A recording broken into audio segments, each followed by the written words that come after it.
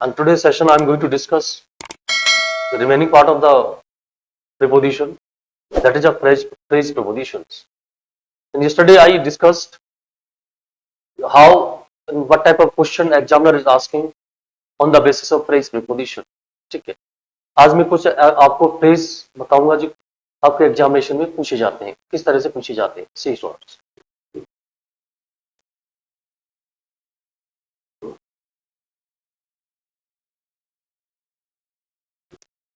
देख,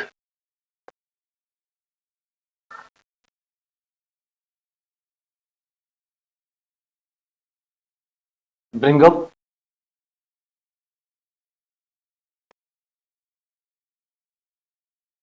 bring down,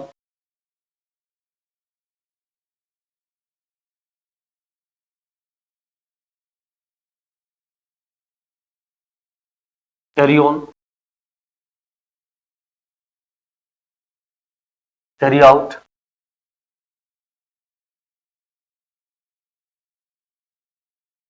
call in, call up, call off, call out,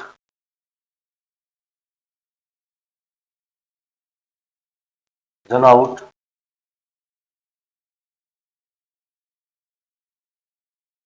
run after,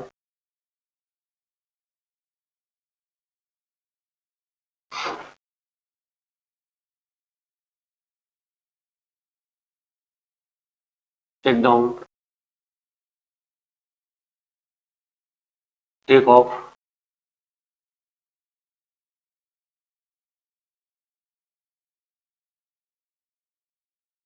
take after, put on, put off, put out, get up, get out,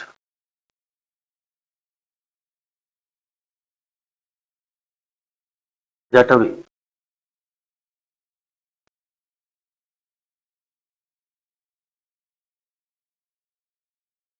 fall in, fall out,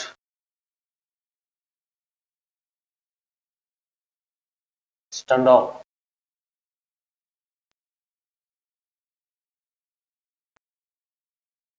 stand by,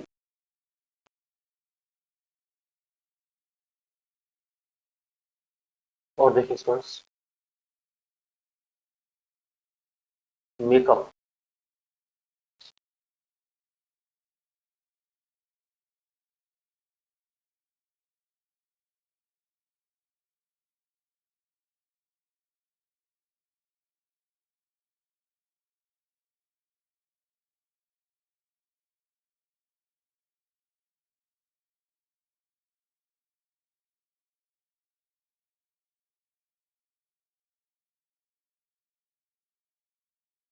breakup,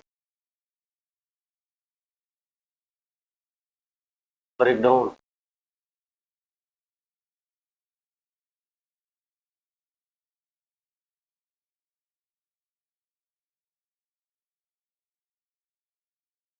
keep on, keep aside,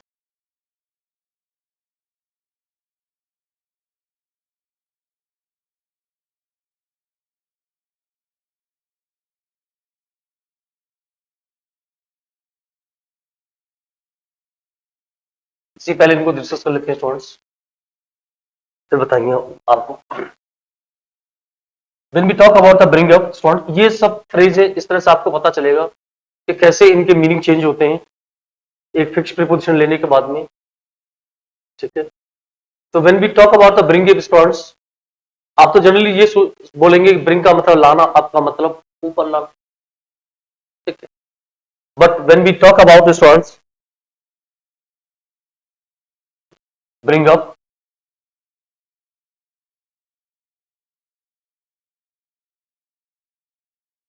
bring up का मतलब बनता है nurture.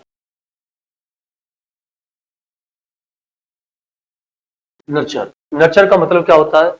किसी को पाल पोस करके बड़ा करना, किसी का परवरिश करना। आपने कभी कहते हुए किसी को देखा भी होगा, I was brought up in very good family. इसका मतलब मेरा पालन पोषण बहुत अच्छी फैमिली में हुआ।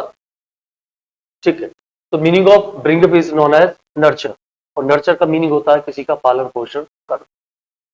ब्रिंग डाउन, स्टूडेंट एक शब्द होता है, ब्रिंग डाउन का मतलब होता है ट्रैम्पल।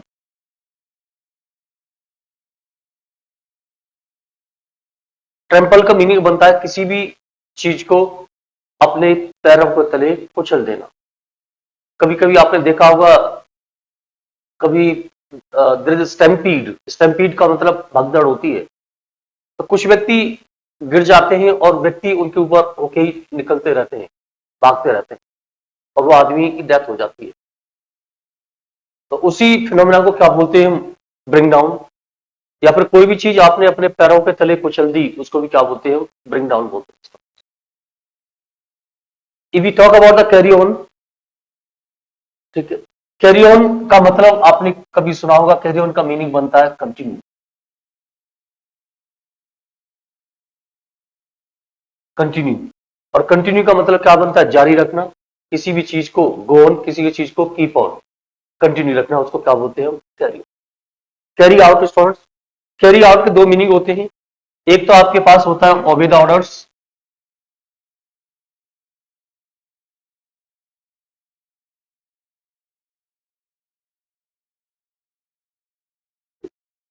ओबे द ऑर्डर्स, किसी की आज्ञा का पालन करना। और एक कैरी आउट का मीनिंग बनता है एग्जीक्यूट, किसी भी चीज को कार्यान्वित करना, इंप्लीमेंट करना, लगाना, इंपोज करना। तो totally depends upon how examiner ask in the sense of sentence. ठीक है, दोनों मीनिंग आपके पास में होना चाहिए कि कैरी आउट का ओबे द ऑर्डर्स, और दूसरा मीनिंग कैरी आउट का क्या होता है? एग्जीक्यूट। ठीक है, अब यदि आप कैरी का मीनिंग समझते हैं, तो कैरी का मतलब क्या होता है? किसी भी चीज को ले जाना, कैरी, कैरी करना। तो जैसे आपने आउट लगाया, तो इसका मीनिंग क्या बन गया आपके पास में? चेंज हो गया, एग्जीक्यूट बन गया। इसका मीनिंग क्या बना? ओबे द ऑर्डर्स बना। कॉल ऑन, जैसे कल मैंने कोई एग्जांपल दिया था स्टूडेंट्स, कॉल इन का मतलब होता है किसी भी व्यक्ति को स्पेशल काम के लिए बुलाना, या जो जिसमें ट्रेंड है उस काम के लिए बुलाना, उसको क्या बोलते हैं हम? कॉलिंग। तो you can write students, call someone,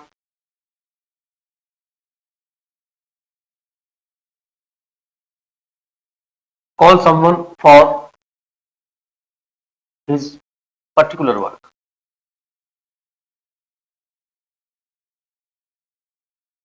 for his particular work, call someone for his particular work, इसको क्या बोलते हैं? कॉल।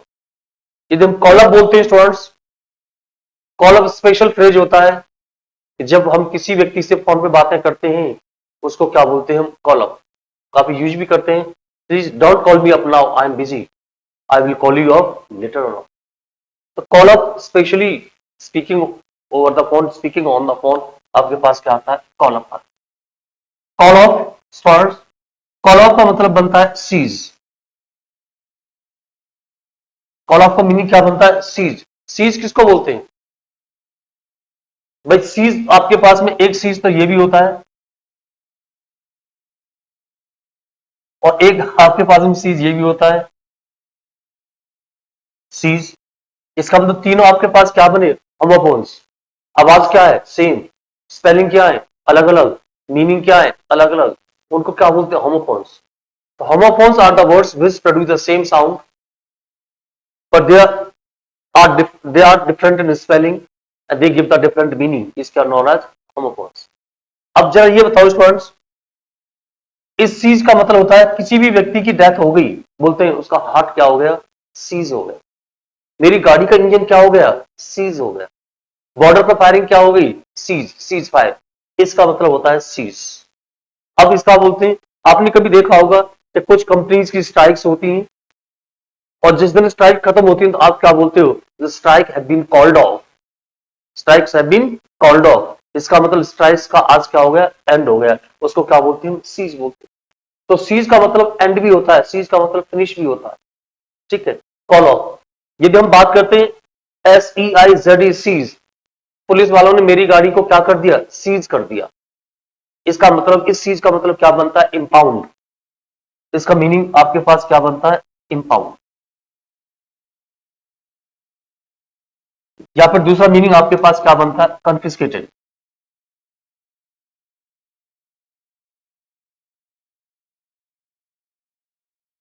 क्या बनता है, कन्फिस्केटेड।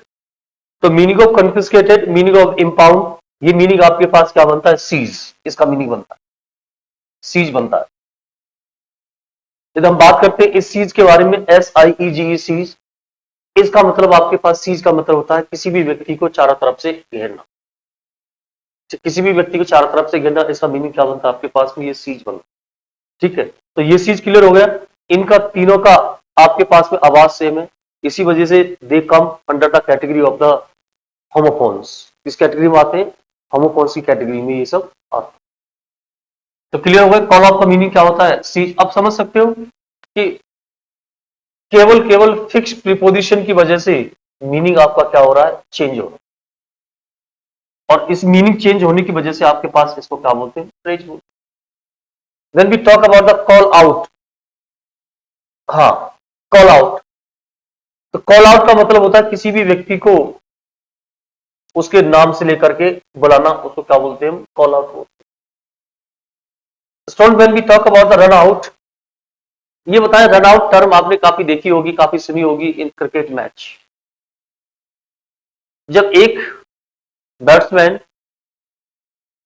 दूसरी crease, I mean popping crease, popping crease किसको बोलते हैं, जहां बैट्समैन बैटिंग करता है, ठीक है, या फिर पॉपिंग क्रीज वाला दूसरी विकेट की तरफ भागता है, वो रन करता है, तो बोलते हैं ये रन आउट हो गया।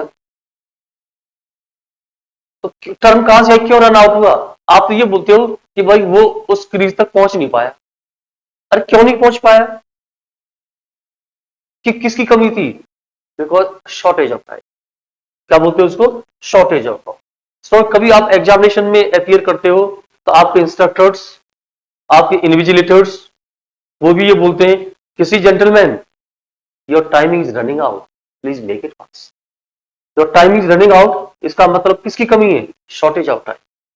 तो जब जब वो विकेट जो आपके पास बैट्समैन आउट हुआ था, वो क्यों हुआ था, क्यों उसके पास भी शॉर्टेज ऑफ टाइम था, टाइम की कमी के कारण वो किसी पॉपिंग क्रीज पे नहीं पहुंच पाया।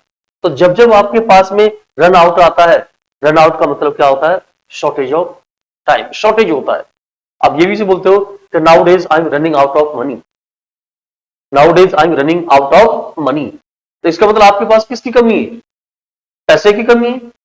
तो जब जब आपके पास में रन आउट आएगा, उसका मीनिंग आपके पास क्या बनेगा, शॉर्टेज बनेगा।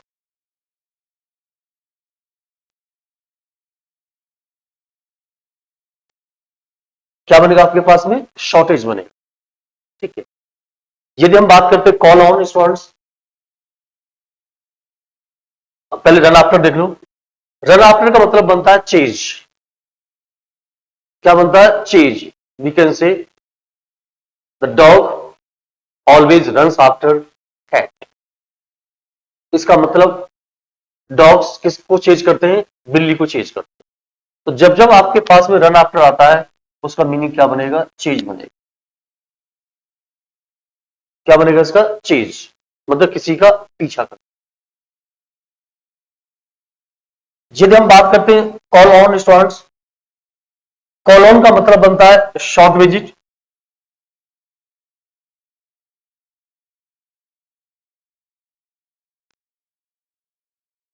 क्या बनता है, शॉर्ट विजिट, या किसी भी व्यक्ति से कम समय के लिए मिलना, किसी भी व्यक्ति से कम समय के लिए अचानक मुलाकात करना, उसको क्या बोलते हैं हम, कॉल ऑन बोलते हैं। काफी यूज किया जाता है, न्यूज़पेपर्स में काफी फ्रेज यूज किया जाता है कि our prime minister wants to call on with his cabinet ministers, with his cabinet. इसका मतलब वो अपने कैबिनेट के साथ में, कैबिनेट मिनिस्टर्स के साथ में कम समय की क्या करना चाहते हैं, मुलाकात करना चाहते हैं। तो जब जब आपके पास में कॉल ऑन आएगा, उसका मीनिंग आपके पास क्या बनेगा, शॉर्ट विजिट, किसी भी व्यक्ति से कम समय के लिए मिले। ठीक है स्टूडेंट्स, यदि हम बात करते हैं टेक डाउन के बारे में, ठीक है। तो टेक डाउन का मीनिंग स्टूडेंट्स आपने कभी सुना होगा, एक तो होता है जॉट डाउन,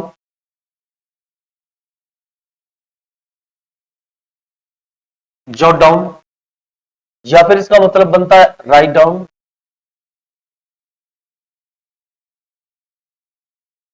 और सभी का मतलब बनता है नोट डाउन।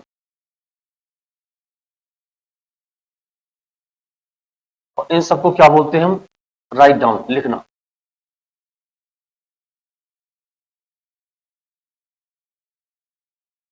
क्या बोलते हैं इसको? राइट डाउन, लिखना।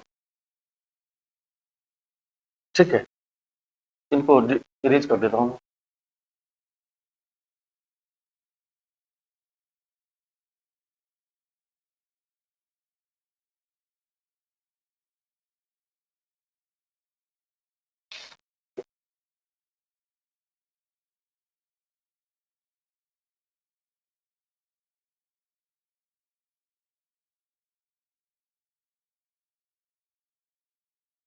टेक ऑफ स्टूडेंट्स, देखो टेक ऑफ के दो मीनिंग होते हैं और दोनों मीनिंग क्लियर करके चलें। तो टेक डाउन मैंने आपको क्या लिखवा दिया, टेक डाउन का मीनिंग आपको बिल्कुल, आपको मेरा मीनिंग स्टूडेंट्स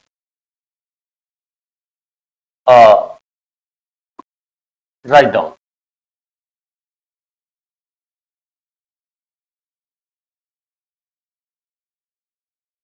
हम जनरली बोलते भी आपसे कि whenever I conduct classes, तो मैं बोलता भी आपसे प्लीज टेक डाउन है, टेक डाउन, टेक डाउन। तो व्हाट आई एम टेलिंग कि what ever I am dictating, what I am dictating please write down.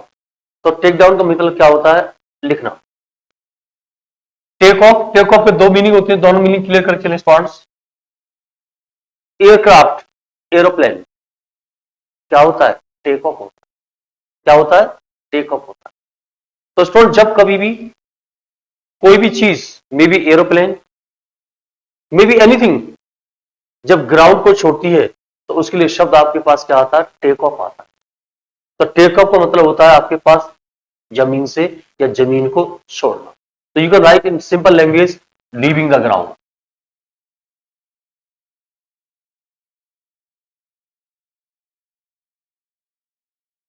Leaving the ground,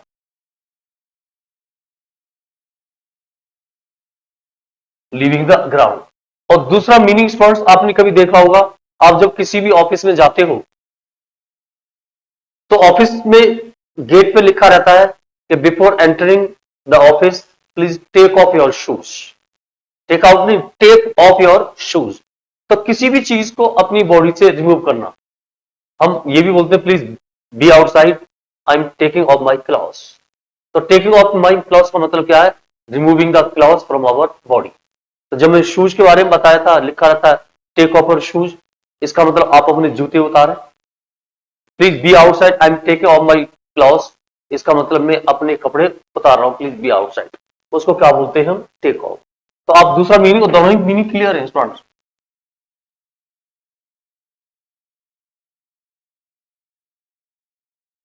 removing, may be removing shoes, ये लिख लो, या फिर any clothes, और shoes और clothes from body.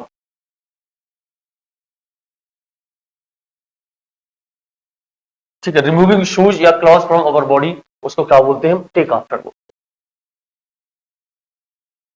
Put on का meaning student आपको पता होगा, पुट ऑन का मतलब होता है वियर, कपड़े पहनना। क्या मतलब आप होता है आपके पास में कपड़े पहनना, पुट ऑन। वो जनरली बोला भी जाता है कि पुट ऑन योर क्लॉथ्स। तो पुट ऑन योर क्लॉथ्स का मतलब क्या है? कि आपको बोला जा रहा है कि आप कपड़े पहने, पुट ऑन। जनरली एक शब्द और भी होता है, आपने मीनिंग से होगा, नाउडेज ही इज पुट ऑन, नाउडेज ही इज, नाउडेज ही इज पुट ऑन वेट। तो जो वेट गेन करने के लिए आपके पास पुट ऑन आता है, पर when we talk about the examination point of view, तो पुट ऑन का मतलब क्या होता है? वियर, कपड़े पहनना। पुट ऑफ का मतलब होता है कपड़े उतारना।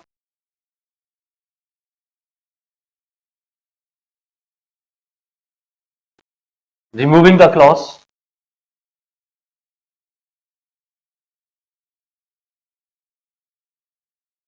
Removing the clause. Put out students, put out का मतलब होता है एक्सटिंग्विश।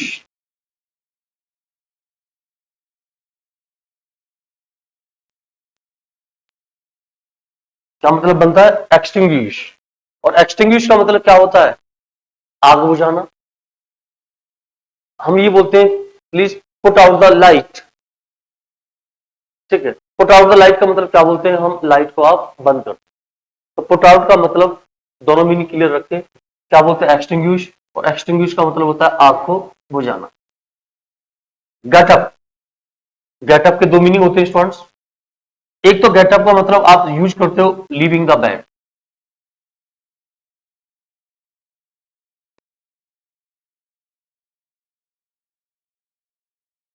क्या बोलते हैं? Leaving the bed. I all I always get up at 5 o'clock। He always gets up at 5 o'clock। इसका मतलब वो हमेशा जगता है, उठता है या बेड को छोड़ता है कितने बजे? 5 o'clock। एक तो गेटअप का मीनिंग क्लियर हो गया आपके पास में।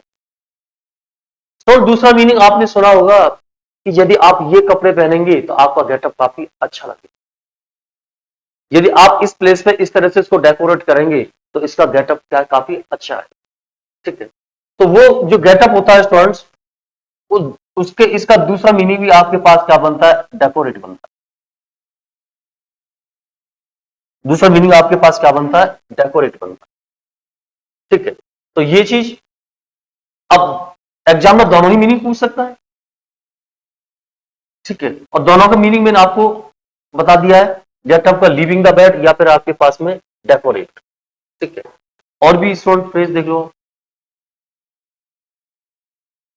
Look up, look for, look after, look into, look into, ये सब आप देखें। तो अब बात करते हैं गेट अवे का मतलब होता है गेट आउट का, किसी भी व्यक्ति को बाहर भेजना, किसी भी व्यक्ति को यहां से भगाना, उसको क्या बोलते हैं? Get out. तो आपने खूब सुना है, आपके टीचर बोलते हैं get out from this room, get out of this room, खूब बोलते हैं गेट आउट। तो ये गेट आउट का मतलब होता है बाहर जाना। गेट अवे को किसी को, व्यक्ति को अपने पास से दूर भगाना, run away. Fallen students, fallen का एग्जैक्ट मीनिंग बनता है आपके पास में क्यू। क्या बनता है? क्यू। क्यू का मतलब होता है मेक ए लाइन। आपके पास कभी भी एनसीसी रही हो तो आप देखना, आपके जो उस्ताद होते हैं वो आपको देते हैं कि fall in, this is dinner time. Fall in इसका मतलब आप किस में खड़े हो जाइए, एक लाइन बना करके खड़े हो जाइए, उसको क्या बोलते हैं हम? Fall in. फॉल आउट की दो मीनिंग होते हैं स्टूडेंट्स। एक तो होता है ब्रेकिंग अ क्यू, और दूसरा जो एग्जैक्ट मीनिंग आपके पास एग्जामिनर देता है वो देता है क्वारल। वो आपको क्या देता है? क्वारल। क्वारल का मतलब क्या होता है? झगड़ा करना। The two brothers were falling out on property distribution. My neighbours are falling out. तो फॉलिंग आउट का मीनिंग आपके पास क्या बनेगा? आपस में झगड़ा करना या फिर झगड़ा करना। इसी वजह से मैंने आपको क्या लिखवा दिया? क्वारल लिखवा दिया, झगड़ा। सी स्टूडेंट, यदि हमने बात की स्टैंड ऑफ के बारे में, ठीक है, देखो ये इरेज कर देते हैं।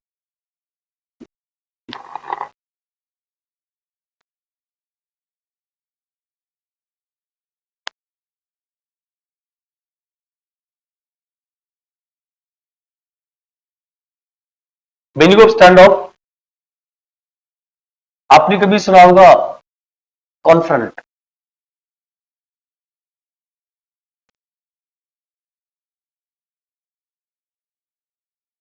क्या सुना होगा? कॉन्फ्रंट।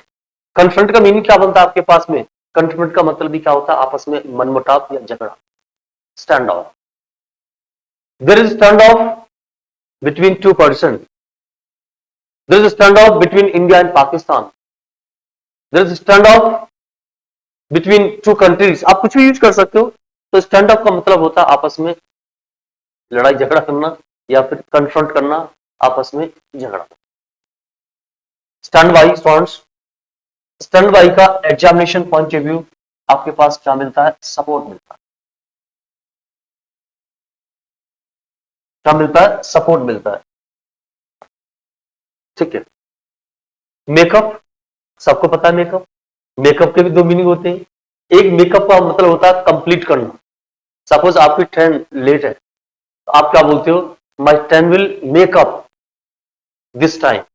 तो दिस टाइम मतलब जो टाइम आपके पास पीछे लेट हो गई है उसको क्या करेगी, मेकअप। तो मेकअप का मतलब दूसरा एक कंप्लीट करना भी होता है। क्या मीनिंग बनता है आपके पास में, कंप्लीट मेकअप। और दूसरा मेकअप आपको पता ही है कि what she is doing makeup. तो वो आपके पास में किस सेंस में आएगा, आपके पास में ब्यूटीफाई, किसके सेंस में आएगा आपके पास में, ब्यूटीफाई के सेंस। Students, breakup. अब जरा ये बताओ, यदि आप इसका मीनिंग एक्सट्रैक्ट करना चाहते हो तो ब्रेक का मतलब तोड़ना होता है और अप का मतलब ऊपर होता है, पर इसका ऊपर तोड़ने से और नीचे तोड़ने से कोई लेना देना नहीं है। इस ब्रेकअप का मीनिंग आपके पास क्या बनता है स्टूडेंट्स, ब्रेकअप का आपने एक तो कॉमन टर्म है, अपनी डे टू डेज में यंगस्टर यूज भी करते हैं कि आजकल मेरा उसके साथ क्या है, ब्रेकअप है। ठीक है। तो वो यदि आपके पास कहीं पे भी ब्रेकअप आए उसका मतलब होता है separation of relationship.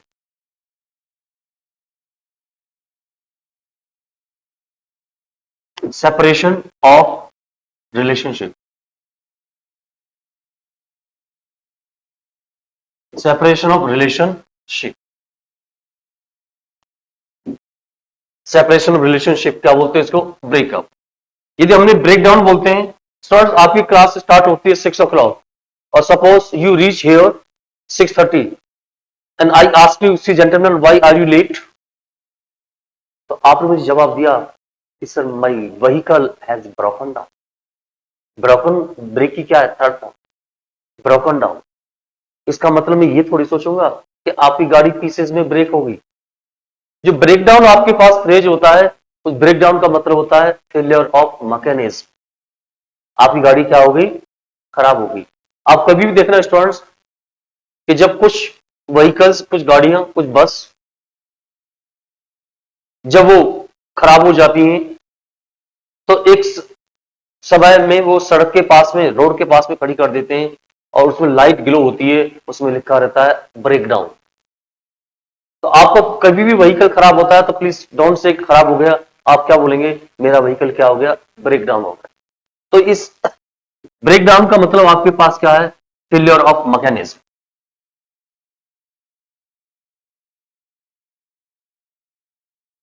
Failure of mechanism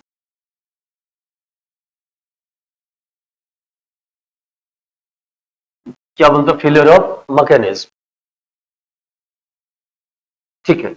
when we talk about keep on का मीनिंग क्या है, कैरी ऑन। और कैरी ऑन का मीनिंग क्या है, कंटिन्यू। क्या है, कंटिन्यू। लुकअप, स्टूडेंट्स ये दोनों फ्रेज काफी इंपॉर्टेंट।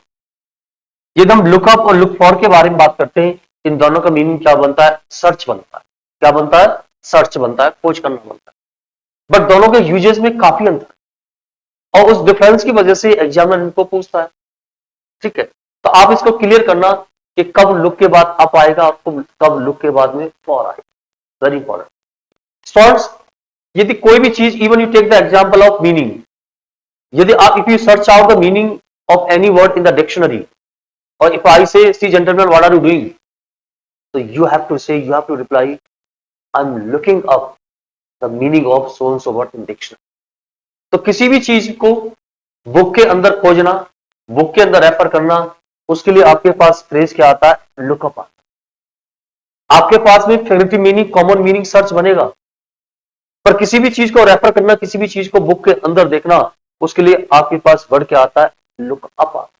स्टूडेंट्स, यदि लुक फॉर के बारे में बात करता हूं, you are inside inside the room और मैंने आपसे पूछा किसी gentleman what are you doing, और आपने मुझे रिप्लाई दिया I am looking for my pen, I am looking for my book. इसका मतलब किसी की चीज, किसी आर्टिकल की खोज करना, उसके आता है लुक के बाद में फॉर आएगा। यदि आप कोई भी चीज किसी बुक के अंदर आप ढूंढना चाहते हो, उसके लिए आपके पास में क्या आएगा, लुक अप आएगा।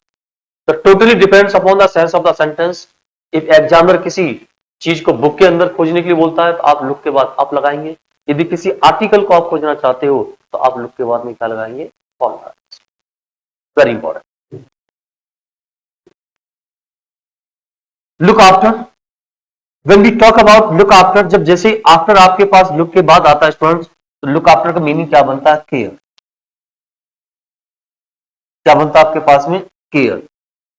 और लुक इनटू का मतलब बनता है इन्वेस्टिगेट।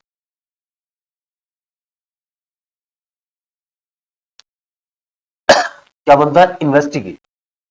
तो ये सब स्टूडेंट्स मैंने आपको एक ग्लिम्स दी है कि फ्रेजेस के बारे में, फ्रेज प्रीपोजिशंस के बारे में ये क्वेश्चन आप लोगों से किस तरह के ये पूछे जाते हैं स्टूडेंट्स। ठीक है, तो सो फार थिंग्स माइट बी क्लियर। आगे और भी बताऊंगा मैं आपके, समझे स्टूडेंट। पहले आप यू कैन नोट डाउन।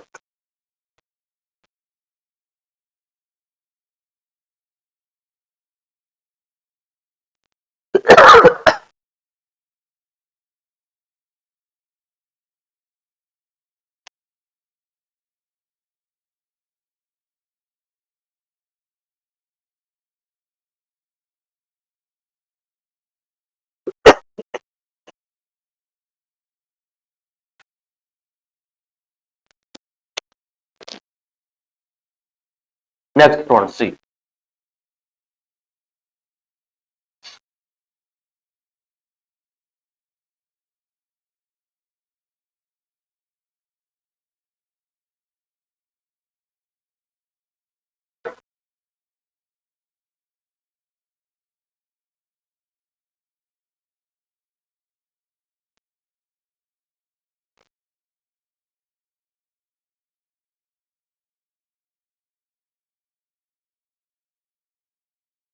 अब कुछ क्वेश्चन आपके पास इस तरह से आते हैं, आप उनको समझने की कोशिश करना कि फिक्स प्रीपोजिशन होते हैं। जैसे फॉर एग्जांपल मैंने एग्जांपल दिया consist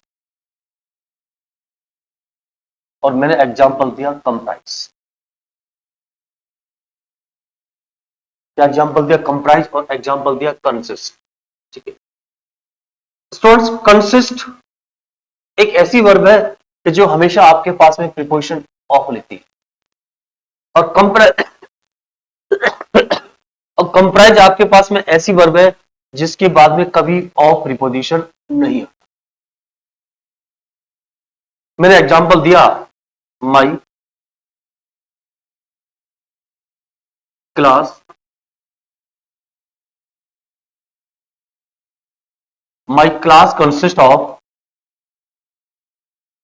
50 students.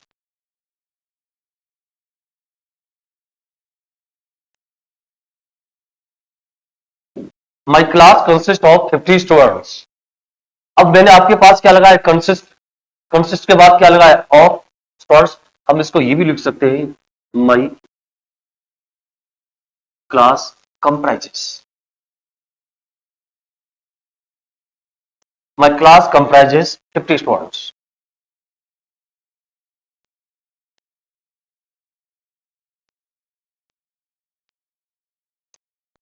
My class comprises 50 students. How many students? 50 students.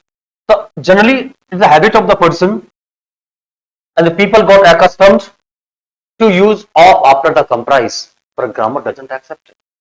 What grammar says? कि comprise के बाद कभी off नहीं आता है, और consist के बाद हमेशा क्या आता है, off आता है।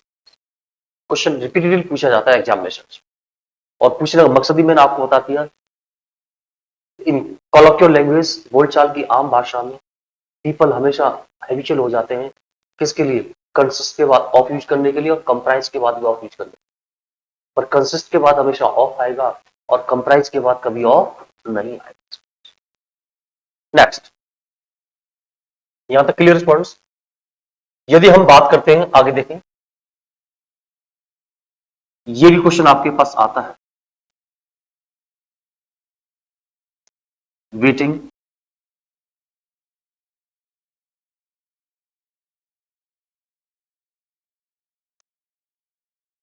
वेटिंग एंड अवेटिंग, दोनों का मीनिंग क्या होता है? इंतजार करना। क्या कर? इंतजार करना। पर difference is that students, waiting के बाद प्रीपोजिशन फॉर आता है, पर अवेटिंग के बाद कभी फॉर नहीं आता। पहला डिफरेंस। सेकंड डिफरेंस ये भी है स्टूडेंट्स, वेटिंग के बाद में आपके पास living being, non living being आ सकते हैं, पर अवेटिंग के बाद में हमेशा आपके पास में नॉन लिविंग बीइंग। मैंने एग्जांपल दिया, see.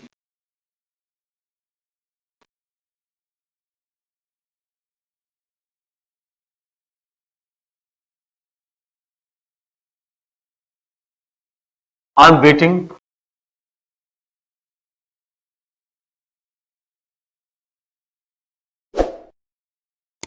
I am waiting for my friend, I am waiting for my friend. Waiting use किया, क्या लगा दिया? फॉर। यदि आप बोलते आई एम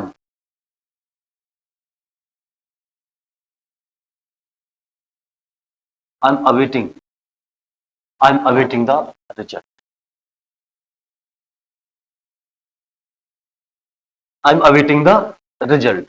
तो जब आपने अवेटिंग लगाया तो आपके पास में कोई प्रीपोजिशन नहीं था, पर जब आपके पास में वेटिंग आया तो प्रीपोजिशन आपके पास में क्या था? फॉर था। और दोनों का मीनिंग बिल्कुल सेम है, ठीक है, हिंदी में। अब और देखें स्टूडेंट्स,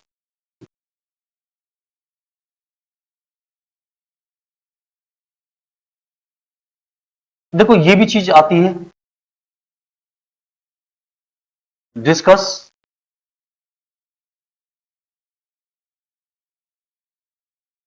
और डिस्कशन। डिस्कस आपके पास वर्ब होती है और डिस्कशन आपके पास क्या बनती है? नाउन आती है, नाउन बनती है। डिस्कस के बाद में कभी भी कोई भी प्रीपोजिशन नहीं आता,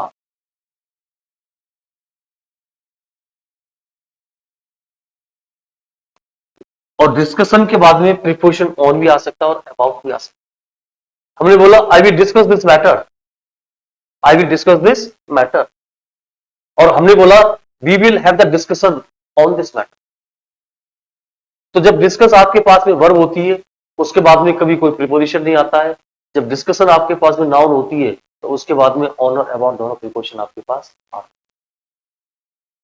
आगे देखें,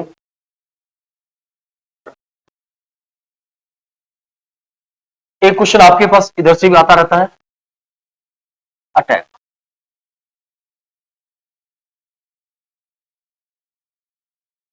अटैक, अटैक आपके पास में वर्ब भी बनती है और अटैक आपके पास में नाउन भी बनती है। अटैक आपके पास में वर्ब भी है, अटैक आपके पास में नाउन भी है। स्टूडेंट्स, यदि वो वर्ब होती है तो उसके बाद में एज ए वर्ब यूज की जाती है, उसके बाद में नो प्रीपोजिशन, उसके बाद में नो प्रीपोजिशन। यदि अटैक आपके पास में नाउन यूज की जाती है तो उसके बाद में ऑन प्रीपोजिशन।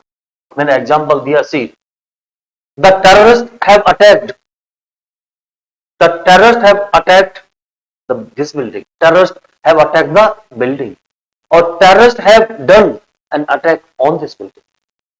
पहले सेंटेंस में मैंने अटैक कैसे यूज किया? एज ए वर्ब यूज की। तो जब ऐसे वर्ब यूज की थी, अटैक के बाद में मैंने कोई भी प्रीपोजिशन नहीं लिखा। पर जब मैंने attack stone as a noun use की तो फिर मैंने आपके पास कैसे यूज किया? प्रीपोजिशन यूज किया, ऑन। ठीक है, ये चीजें क्लियर होगी स्टूडेंट्स? ठीक है, अब और भी कुछ बताना चाहूंगा जो इंपॉर्टेंट पार्ट है प्रीपोजिशन का। जैसे मैंने एग्जांपल दिया, डील। डील के बाद में स्टूडेंट्स आपके पास इन भी आता है और आपके पास विद भी आता है। अब क्वेश्चन आपके पास ये बनता है कि हाउ वी विल डिफरेंशिएट कि when we will use in और when we will use with. Very simple students, very simple. See, यदि डील के बाद में कभी भी नॉन लिविंग बीइंग आती है तो we use always in after deal. यदि डील के बाद में कभी लिविंग बीइंग कोई भी व्यक्ति आता है तो we will use with. Students, हमने एग्जांपल दिया कि he deals in furniture,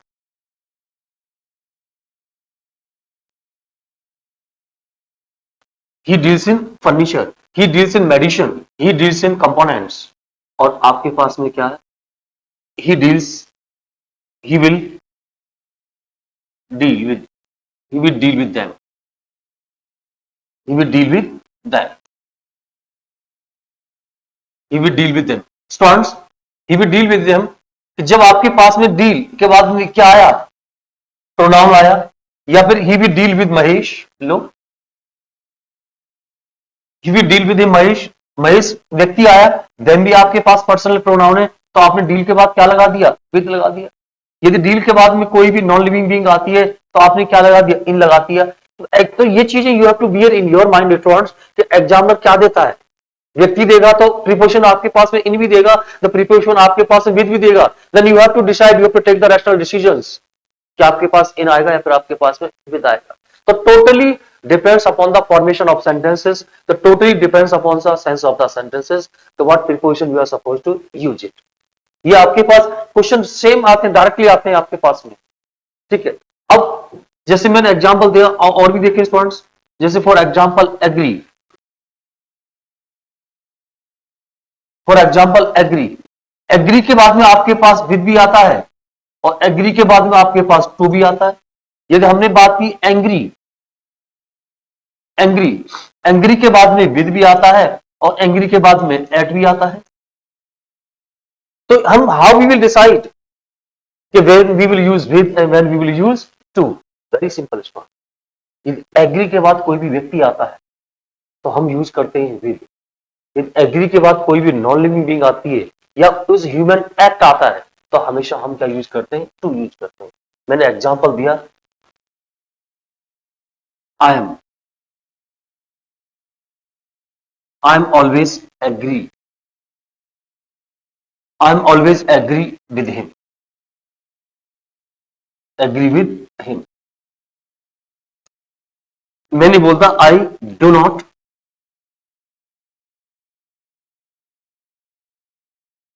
I do not agree to his proposal, I do not agree to his proposal. Students, जब आपके पास में हिम आया तो एग्री के बाद क्या लगाया, विद।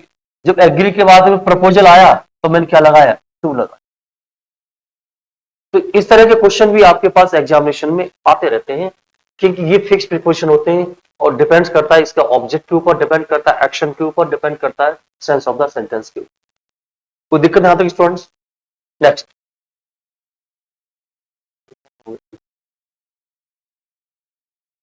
तो स्टूडेंट आज in today session we completed your preposition.